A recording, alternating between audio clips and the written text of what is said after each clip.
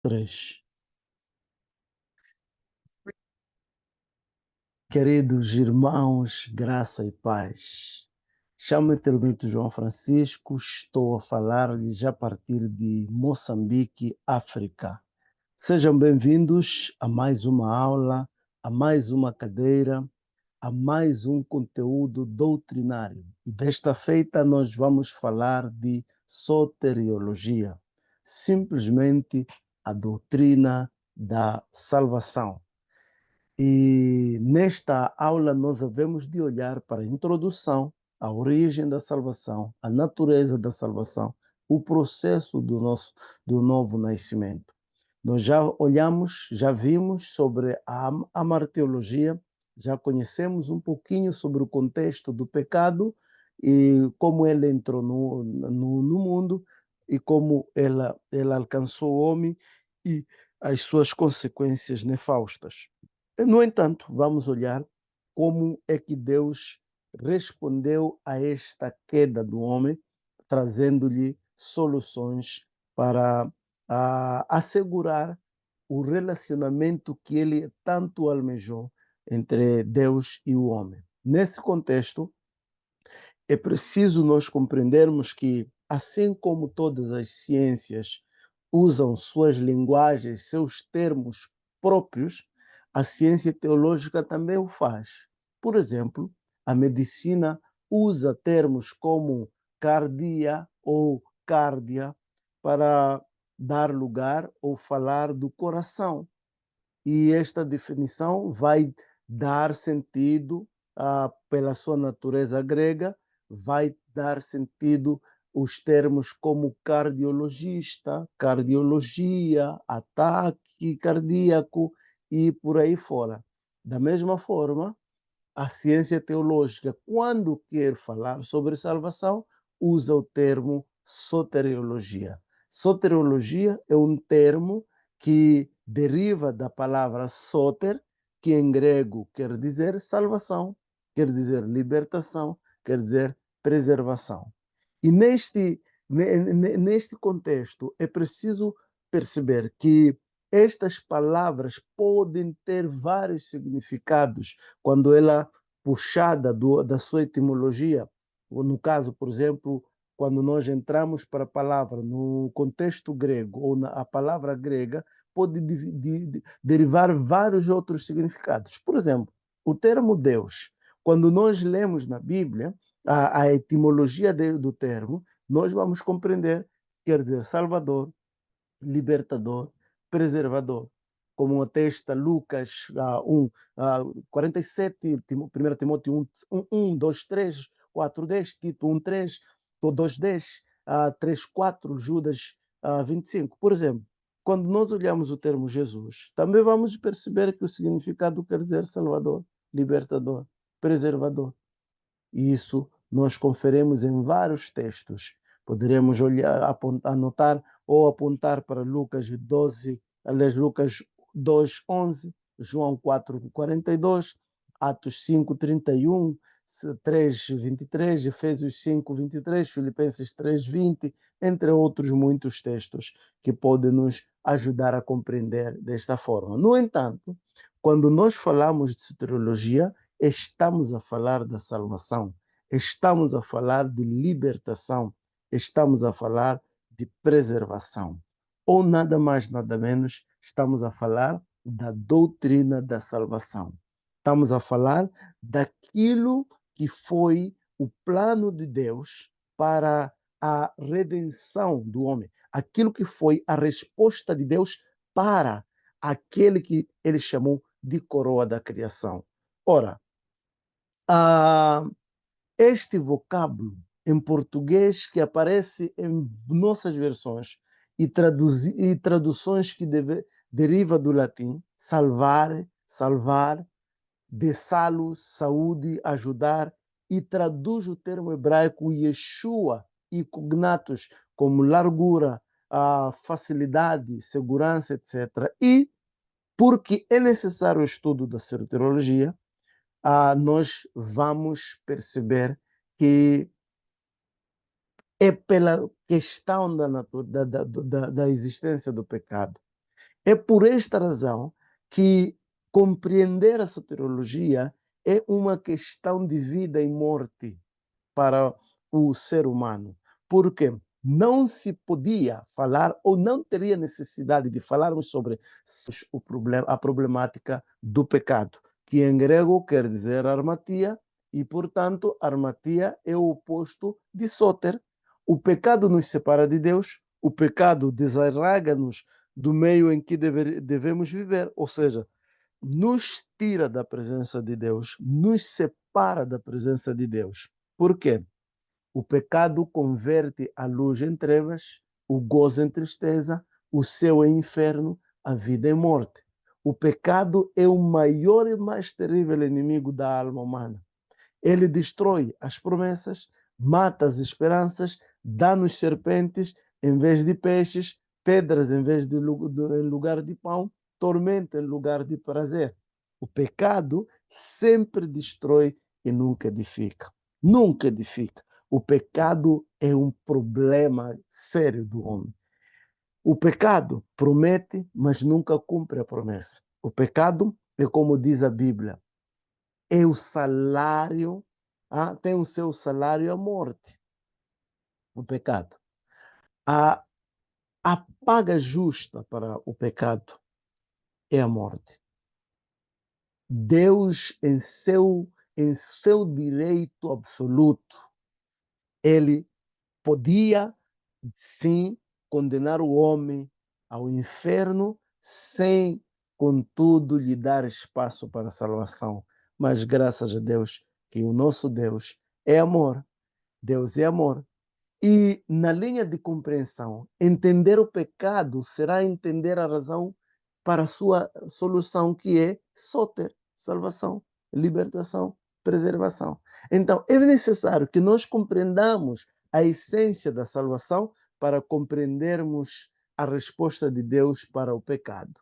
Aí, nós precisamos compreender a natureza da salvação. E, naturalmente, nós já sabemos que a obra de Deus se manifesta em duas grandes fases. Primeiro, ela se manifesta a obra de Deus se manifesta pela qual Cristo morreu por nós, é o amor de Deus à humanidade, e a obra de Deus, ela se manifesta em nós pelo Espírito Santo, aquele que convence o homem do pecado, do juízo e da justiça. Logo, percebemos aqui a tricotomia divina agindo em prol da vida eterna do homem, ou agindo em prol do benefício salvífico do ser divino. Ele amou o mundo de tal maneira que deu o seu Filho unigênito para que ora ou não pereça, mas tenha vida eterna. Vemos aqui claramente como a justificação do pecador se opera pela ação da Trindade. Deus, o Pai, manifesta e atribui sua graça bendita e gratuita graça. E estou a pedir compreender. Não dissemos aqui que a salvação é de graça. A salvação não vai ser, nunca será de graça. Não foi, não é e nunca será. A salvação é pela graça. A graça é gratuita. A salvação foi paga. Jesus, o Filho, efetuou a salvação. Agiu em prol da salvação do homem, sendo o Salvador, pagando o resgate e nos dando soter, salvação, libertação, preservação. E o Espírito Santo opera em nós a regeneração, como obra posterior à justificação, transformando, modificando o nosso caráter à semelhança do caráter de Jesus. Por isso que a Bíblia diz que é necessário, aliás, só pode compreender a mente de Cristo, ou seja, a mente de Deus, só pode compreender a vontade de Deus aquele que tem o Espírito de Deus. Razão pela qual, quando nós aceitamos a Jesus, nós temos o Espírito Santo como penhor da nossa salvação, dada por Ele, por Deus, em Cristo Jesus. Ora, quando estudamos a obra salvadora de Deus em nós, veremos mais detalhes desta ação divina pelo Espírito Santo. Partimos do pressuposto de que todos nós acreditamos na Trindade como Deus, agindo em benefício do homem pecador. Note-se que repetimos, se deixamos de lado quer seja o Pai, ou o Filho, ou o Espírito Santo, não acreditando que seja Deus, a ação salvadora estaria incompleta e o homem estaria consequentemente perdido. Razão pela qual referenciamos ou reafirmamos nossa fé na Trindade divina, pois a salvação ou ação salvadora do Deus triuno está justamente em que cada pessoa desenvolve uma parte ou aspecto dessa ação salvadora. Ou seja, a grandiosidade da obra salvadora é justamente a revelação de que a Trindade divina, em suas três pessoas, está envolvida participadamente e atuante em favor do homem perdido. O que quer dizer que não existe salvação se não olharmos para a triunidade, ou o Deus Trino, ou a Trindade divina. Ambos, Deus Pai, Deus Filho, Deus Espírito Santo, agiram em prol da salvação do homem. É com isto que nós entendemos que há ou existem três aspectos da salvação e cada qual se caracteriza por uma palavra que define ou ilustra cada aspecto. Por exemplo, a primeira é a justificação. O que seria justificação? Justificação é um termo forense que nos faz lembrar de um tribunal. O homem culpado e condenado perante Deus é absorvido e declarado justo, isto é, justificado. E aqui é preciso abrirmos um parênteses. A Bíblia, quando fala de justificação, em dois termos. Em algum momento a Bíblia diz: não há um justo sequer. E de fato não há. Nem eu, nem você, nem o seu irmão é justo. Às vezes a gente é tão injusto até conosco mesmo. Você sabia que é injusto não dar banho ao seu corpo? Você sabia que é injusto não alimentar o seu corpo enquanto você não está de jejum programado? A gente é tão injusto, até conosco mesmo. No entanto, não é neste contexto que se refere à salvação. Quando o termo justo que Jesus usa ali, não é um justo sequer, ele está a falar do homem capaz de fazer justiça. Não existe. Nós somos falhos, nós temos sérias dificuldades. No entanto, com toda essa falta de capacidade de sermos justos até conosco mesmo, há uma forma que Deus tem de diante dele, ainda que com nossas responsabilidades, ainda que com as nossas dificuldades, ainda que com as nossas culpas, Deus conseguir olhar para nós e nos ver homens justos mediante a salvação em Cristo Jesus. Logo, assim que nós aceitamos a Jesus, Deus, mediante o sangue remidor de Jesus Cristo, torna-nos justos diante dele. Quer dizer, quando o justo Deus quer nos penalizar pelo pecado cometido, por causa de Cristo que morreu por nós, nós não somos imputados o pecado que nós cometemos. No entanto, isso não nos isenta das consequências deste pecado. Jesus Cristo nos torna justos diante de Deus. Esta é a justificação. O que esta justificação envolve, então? Primeiro, ela envolve a remissão da pena. Quer dizer, a pena para o pecado é a morte nos três aspectos: espiritual, física e eterna, segundo atesta a Bíblia. Mas o poder do sangue remidor de Jesus, ele é tão genuíno que ele tem a capacidade de nos remover a pena da morte. Ou seja, ainda que vivamos nesta terra, o sangue de Jesus Cristo, ele nos redime da pena da morte. Quer dizer, aquilo que é, é o preço justo do nosso pecado, ele é convertido por vida por causa de Jesus Cristo. E temos o outro aspecto que envolve a justificação, que é a restauração a favor. Ou seja, um criminoso que foi perdoado pode ser restaurado a seus direitos civis se o castigo revogado envolver a perda deles, mas não está reconciliado à sociedade, não está restaurado ao favor de muitos que o hão de considerar ainda criminoso.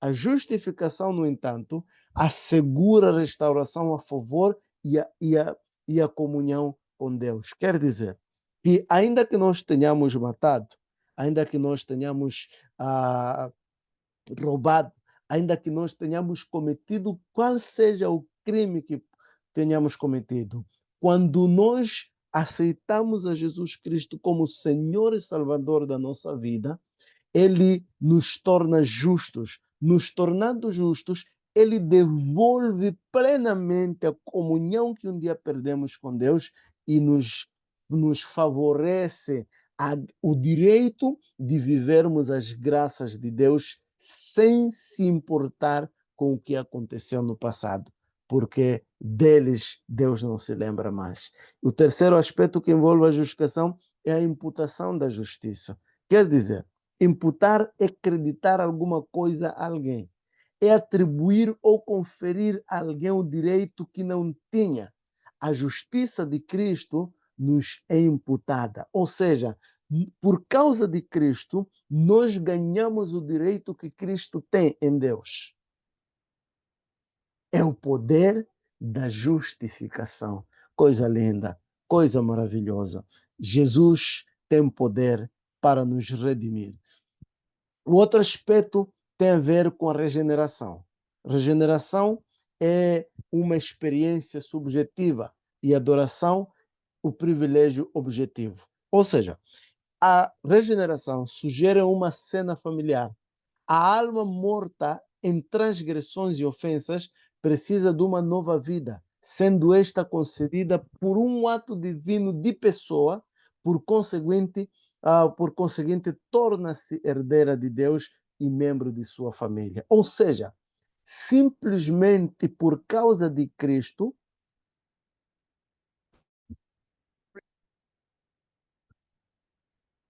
muito bem. Eu dizia que por causa de Cristo, Jesus Cristo, Jesus Cristo, Jesus Cristo nos devolve, nos dá novamente vida. Aquilo que o pecado conseguiu tirar da gente, aquilo que o pecado conseguiu desfazer, Jesus Cristo devolve, devolve integralmente, nos faz tornar-nos filhos de Deus. Ele torna-nos filhos de Deus mediante o seu sangue remidor. O seu sangue remidor. Deixa aqui apanhar o slide, perdi a internet. Então, este é o poder regenerador de Jesus Cristo. O poder que o sangue de Jesus Cristo tem em resgate de muitos. Aquilo que o sangue de Jesus Cristo pode fazer. Ele, além de nos justificar, o sangue de Jesus, além de nos justificar, ele nos regenera. Quer dizer, ele tem a capacidade de nos tornar nada mais nada menos que filhos de Deus. Ele nos devolve à família de Deus. Agora, no nascimento, Deus, o Pai, é quem gerou o crente, e o crente é nascido de Deus. Ou seja, o nosso Jesus, ele não foi nascido como homem nasceu. Nós conhecemos muito bem a concepção de Maria e tudo mais. Nós, quando nascemos, nós nascemos em pecado, mas Jesus Cristo, que não tem pecado, tem a capacidade de nos devolver a vida. E esta devolução de vida de alguém que estava morto chama-se regeneração. Nós nascemos do Espírito, nascemos do alto e nós vivemos a vida que Cristo tem. E como consequência, nós temos o privilégio de sermos purificados, sermos lavados com o sangue de Cristo. A alma foi lavada completamente das imundícias da vida de outrora, recebendo novidade de vida, experiência simbolicamente no ato do batismo. O que quer dizer? Que todo aquele que um dia aceitou a Jesus, ele culmina com o batismo nas águas. Batismo nas águas é um mandamento de Deus. Nós precisamos, é uma forma de nós declararmos o nosso amor a Deus, a nossa obediência àquele que nos salvou e se deu, por exemplo, para muitos. E, além disso, além de ele nos purificar, ele nos vivifica. Nós somos salvos não somente pela lavagem da regeneração, mas também pela renovação do Espírito Santo. A essência da regeneração é uma nova vida concebida por Deus Pai, mediante Jesus Cristo, o Filho, operado pelo Espírito Santo. Aleluia. E ele também, a regeneração age na criação, ou seja, aquele que criou o homem no princípio e soprou em suas narinas o fôlego de vida, o recria pela operação do seu Espírito Santo. O resultado prático é a transformação radical da pessoa em sua natureza, em seu caráter, desejos e propósitos. Mas também a regeneração nos ressuscita, ou seja, como Deus vivificou o barro inanimado e o fez vivo para com o mundo físico, assim ele vivifica a alma em seus pecados e a faz viva para as realidades do mundo espiritual. E esse ato de ressurreição espiritual é simbolizado pelo batismo nas águas. A regeneração é a grande mudança que Deus opera opera na alma quando a vivifica, quando ele a levanta da morte do pecado para a vida de justiça. Diz John Wesley. Muito bem. No entanto, temos outro aspecto da salvação, que é a santificação. A palavra santificação sugere uma cena do templo, pois essa palavra relaciona-se com o culto a Deus. Harmonizadas as suas relações com a lei de Deus e tendo recebido uma nova vida, a pessoa dessa hora em diante dedica-se ao serviço de Deus. Comparado com elevado preço, ou comprado com elevado preço, já não é dono de si mesmo, não mais se afasta do templo, figurativamente falando, mas serve a Deus de dia e de noite, conforme nós podemos atestar em Lucas. Tal pessoa é santificada e, por sua própria vontade, entrega-se a Deus. É uma decisão pessoal. O homem salvo, portanto, é aquele cuja vida foi harmonizada com Deus, foi adotada na família divina e agora dedica-se a servi-lo. Ou seja, não existe santificação sem que haja afastamento do pecado e dedicação a Deus. De outra forma, o termo santificação é separação do pecado e dedicação exclusiva a Deus. Esta é a santificação genuína, biblicamente falando. E esta santificação, ela tem sentidos. E este sentido genérico, por exemplo, de separação, dedicação, consagração de pessoas ou coisas para uso exclusivo do Senhor. Isto chama-se santificar. Nós podemos santificar um banco, podemos santificar, ou seja, estamos a separar aquelas coisas para uso exclusivo a Deus. E nós não podemos fazer diferente com aquele instrumento. Assim é a vida do ser humano. Quando aceita Jesus, ele separa-se do pecado para dedicar-se exclusivamente a Deus. E, em se tratando de santificação do crente, dois sentidos principais fluem da palavra de Deus. Primeiro, separação do mal para pertencer a Deus, conforme Levítico 20, 26. É chamado de aspecto negativo da santificação porque ocupa-se de não farás isto, não farás aquilo, etc. E aí nós estamos a ver uma geração tão positiva que toda hora pensa. Aliás, eu não sei onde é que nós tiramos essa questão de a Bíblia não proíbe. A Bíblia está cheia de não, não, não, não, não farás não. Esta é a parte negativa da santificação, ou seja, o negar das coisas que desagradam a Deus. E tem separação, que é servir a Deus, dedicação a Deus para o seu serviço. E é chamado de aspecto positivo da santificação, porque ocupa-se em fazer o que Deus ordena quanto à santificação. Nós nos dedicamos a fazer aquilo que a vontade de Deus está. Tem os textos ali, como Levítico 19, 5 e 6, e por aí fora. No entanto, existem os três meios da santificação. Por exemplo, o crente é santificado pela palavra de Deus, e a palavra tem poder purificador. Ela nos corrige, ela penetra profundamente a alma. Segundo, o crente é santificado pelo sangue de Jesus.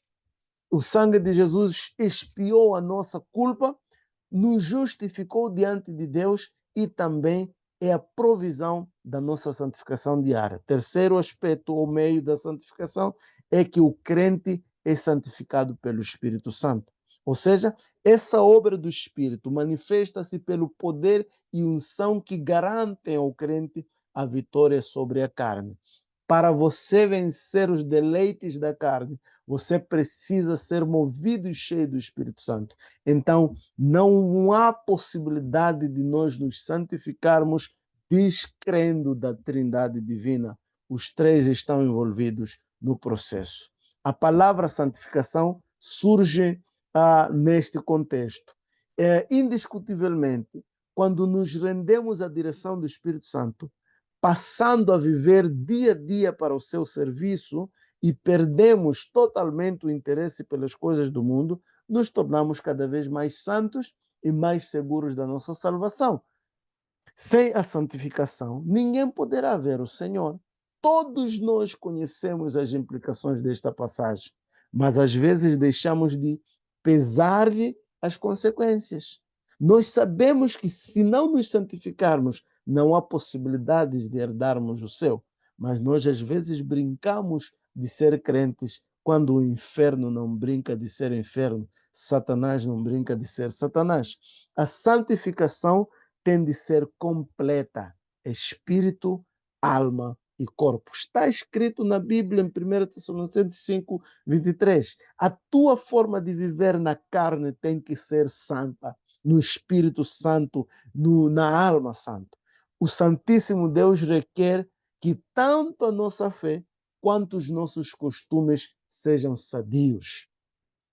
Tanto que o salmista dizia: Deus, tira dos meus olhos aquilo que me distrai ou me separa de ti.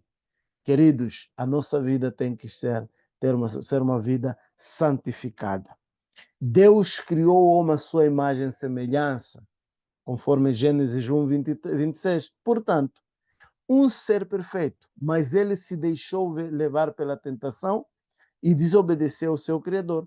Por isso, todos nós, os seus descendentes, tornamos-nos herdeiros de sua natureza pecaminosa, ou seja, herdamos o pecado original e destituídos estamos da glória eterna. Fazia-se então necessária a vinda de um justo para, por sua morte, salvar da condenação dos injustos. Então, é necessário nascer de novo. É necessário nascer de novo, porque Jesus já morreu por nós, pois Deus não faz acepção de pessoas. No entanto, nós também temos que perceber isso. Agora, como é que nós nascemos de novo? Jesus usou uma metáfora para empregar a água como elemento essencial, necessário ao novo nascimento, a fim de que Nicodemos entendesse o efeito purificador da palavra de Deus. Portanto, a Bíblia Sagrada, a palavra de Deus, é um dos elementos necessários para o novo nascimento. Entretanto, o elemento prioritário para que se processe o novo nascimento é a atuação em nossa vida da terceira pessoa da Trindade Divina, ou seja, o Espírito Santo. Ele nos convence que somos pecadores, pois conduz a água pelo nosso ser até a divisão e do espírito, da alma e do espírito. Portanto, o pecado nos degenerou, mas a palavra e o Espírito Santo regeneram-nos ao devolver a imagem divina perdida no Éden através do novo nascimento, ou seja, através da regeneração. Agora, qual é o efeito do novo nascimento? É a mudança total das nossas atitudes, que a Bíblia chama de fruto do Espírito, ou seja, o resultado da atuação da palavra de Deus e da Trindade Divina em nosso ser. Que mentia, roubava, enganava, adulterava, fumava, agora tem a aversão a tais coisas. Ele odeia, detesta fazer isso. Hoje é pacificador, longânimo, benigno, bondoso, manso e piedoso, temperante, virtudes, estas que comprovam o nosso novo nascimento. Coisa maravilhosa, coisa maravilhosa. Agora, isto nos envolve um, um processo de uma vida regenerada de forma plena. O próprio cristão percebe que já nasceu de novo ou não, ao observar as mudanças de atitude. Se você, simplesmente assim, se você continua fazendo as coisas que fazia antes de aceitar a Jesus Cristo, continua a pecar como pecava, continua a viver como vivia, você tem que ficar claro que você ainda não é salvo. Você ainda não foi regenerado. Você precisa de regeneração. As suas inclinações para o mal devem se converter para o bem. Nota que não tem mais vontade própria. Quando você aceita genuinamente, você não tem mais vontade própria, pois é regido pelo Espírito Santo que lhe implantou a natureza de Cristo. E aí, o que é nascido da carne é carne. Você compreende isso? Você não pode fazer as coisas da carne porque você já é do Espírito. Porque o que é nascido do Espírito é do Espírito. E simples assim, meus queridos, simples assim, simples assim. Ora, em síntese final, o novo nascimento, portanto, é um processo que nos leva à vida eterna. Fé, arrependimento, conversão, santificação e glorificação. Um dos desejos do Mestre dos Mestres, Jesus Cristo, é que ensinemos a sua palavra a todos os povos das ilhas, tribos e nações, conforme registra Mateus 28, 19 e 20. O novo nascimento se faz necessário porque, devido ao pecado de desobediência de Adão e Eva no jardim do Éden, nascemos com a natureza pecaminosa, ou seja, com a tendência natural para o mal. Essa é a tradução mais linda sobre a natureza pecaminosa. Tendência natural para o mal. O Espírito Santo, no entanto, coopera conosco neste processo do novo nascimento. Basta apenas aceitarmos a sua atuação, aceitando Jesus Cristo como Senhor e Salvador. Mediante a oração, consagração, leitura da Bíblia e jejum, a terceira pessoa da Trindade Divina opera uma metamorfose em nossa vida, genuinamente, lindamente, poderosamente e completamente. Na próxima aula, nós havemos de falar sobre o calvinismo, o arminismo, o arminianismo, o novo nascimento e o alcance da salvação. Então você não pode faltar, você não pode deixar de participar da aula. Eu quero lhe lembrar que nós estamos ministrando um curso de teologia a partir de Moçambique. Você, se você quiser, entra conosco ou leia mais detalhes neste slide, por favor. Dito isto, meu querido, eu estou à disposição sempre que precisar. Estão aqui os meus contactos. Podemos teclar no Zap e nós vamos ter toda a felicidade de atendê-lo em Cristo Jesus. Chamo-me Telmito João Francisco. Muito obrigado. Disponha e Deus lhe abençoe. Vamos orar. Pai, em nome do Senhor Jesus, queremos te dar graças, meu Deus, por este privilégio que tu nos dás por esta oportunidade, meu Deus, que mais uma vez tivemos para aprender de Ti, que és manso e humilde de coração. Ajuda-nos a ser verdadeiramente crentes salvos. Permita, Deus, que nós compreendamos a Tua verdade de forma genuína, para que nós possamos estar fundamentados em Ti, nesta salvação perfeita que Tu nos deste, através do derramar do sangue remidor de Jesus Cristo, aquele que é nosso Senhor e Salvador. Obrigado pela operação do teu precioso Espírito Santo, que nos convence de todo o pecado, de toda a justiça e de todo o juízo. Jesus, muito obrigado pelo privilégio de te pertencermos. Permita-nos que nos dediquemos a ti mediante uma separação plena da nossa vida pecaminosa, pois tu nos resgataste, tu nos redimiste, tu nos soteraste, tu nos deste a salvação. Muito obrigado, Jesus, por aquilo que tu fizeste por nós em obediência à vontade do Pai, mediante a operação do Espírito em nossas vidas. Obrigado, Pai, por esta oportunidade em nome de Jesus. Amém. Queridos, é muito privilégio para nós servi-lo. Deus abençoe e até a próxima aula. Não esqueça de fazer as tarefas. Amém. Amém. Beijo no seu coração.